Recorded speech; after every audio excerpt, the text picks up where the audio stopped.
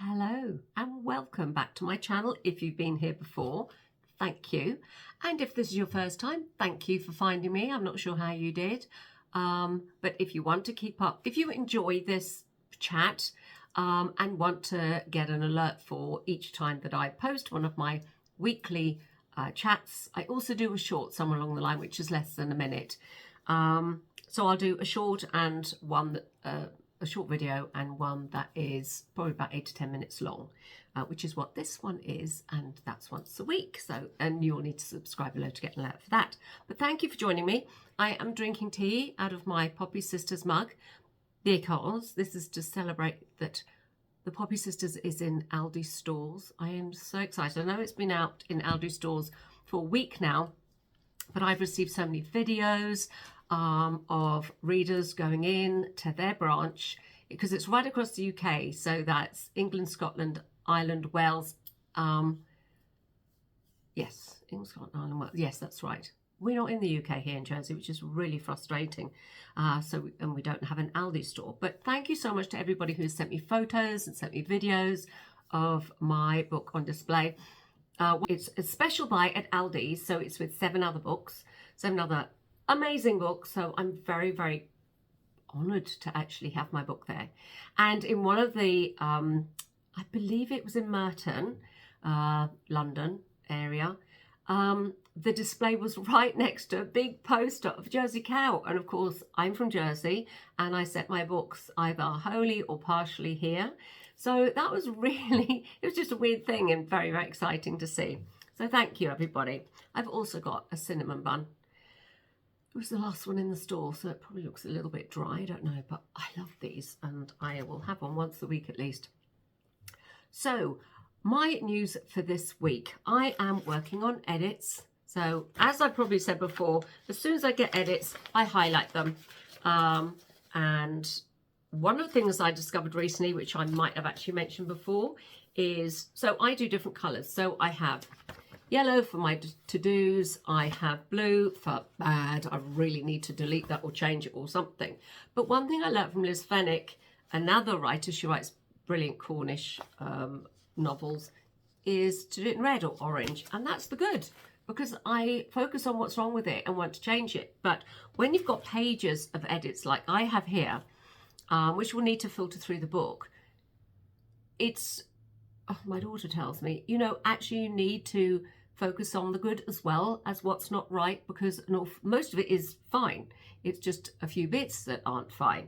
It looks like a lot. So that's what I try and do with that. But my witchy book that I've been calling The Witch's Daughter actually now has a title. So the title is The Witching Hour. And that's, I suppose, because there are witches. There's a witch's coven in it. And also the hour is to do with the time, because there's time travel in it. So this is very much, I suppose, it's a romantasy. Yeah, it's historical, it's time travel, it's got witches and magic, lots and lots of magic. It's got a privateer, he's rather gorgeous, called Xavier. So yes, I'm really excited about this. I'm loving the relationship between Xavier and Briar, the daughter. She's a reluctant witch. Her mother, Diana, it's their heritage. So her mother, Diana, has been a witch since she was 18. And before her mother was, and her grandmother, and so on and so forth.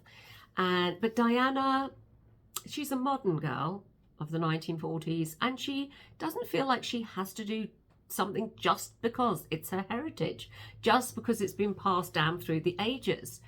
So she's a bit reluctant to join. She wants to see, will decide for herself when she's ready to do this, if she's going to be ready.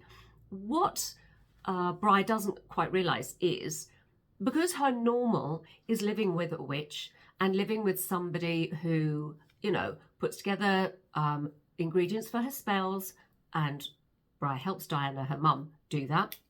Her mum also puts together, she makes up tinctures and little potions for locals to help them with their ailments, especially now. A part of the book is set during the Jersey occupation. So that the island was cut off from the rest of the world, and for 5 years. So obviously medicines, and certainly late in the war, they were difficult to get. And so locals obviously needed to do what they could to help themselves. And one of the things about this coven is that they work their magic for protection of themselves. It's something they've brought down from the 15th, from the 16th century and before.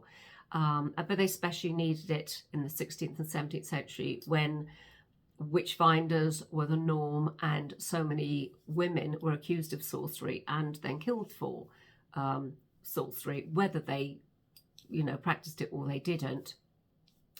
So they've had to learn to protect themselves, and that's what this coven does.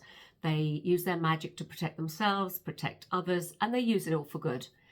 And there's a couple of times in the book where Diana will be conflicted, which is good. You've got to have some conflict, haven't you? So Briar, her daughter, she doesn't realise, because as I said, it's her normal life. When you grow up with something, as far as you're concerned, that's quite normal. Especially back in the 40s, and especially during the occupation, when you certainly didn't have television back then, but you didn't get the newspapers or anything else. So all you had to make a decision about something is what you saw in front of you or near you. And her normal was having a mum who's a witch. So she doesn't realise that she's grown up with that. She has been nearby when her mother has cast spells. Her mother has cast protection spells on her and different things like that. And Briar doesn't quite realise quite how much it is actually a part of her. So there's quite a bit of conflict there. And then we've got lovely Xavier, the privateer, who lives in 1640s and who suddenly finds himself in the 1940s, which is a very, very different time. I mean, it's 1 minute he's in one place, he's in the same place, he just moves forward in time by 300 years. So I've loved writing this book. I've really, really enjoyed writing this book, and I've learned so much about, witches and,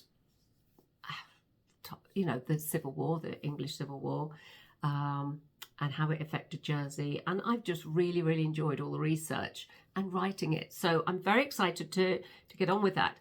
As I said, the book now has a title, so it's The Witching Hour. Doesn't have a cover yet, but that should be coming very soon.